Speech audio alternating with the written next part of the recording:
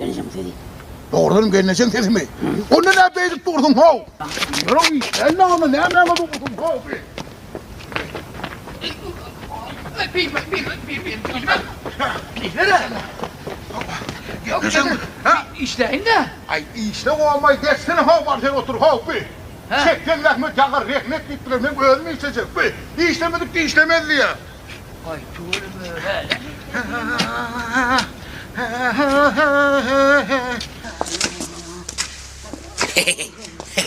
Ay, tez bana hatta. Uy, gelece birden bağlara gitti o. Uy, poçu kaka. Ayak gelece bu ses yer mi? Komşuyum bu sese kadar o. Gelece birden bağlara gitti. Bağlara gitti. Ama. Onda ne hemen oturdun o geç işte.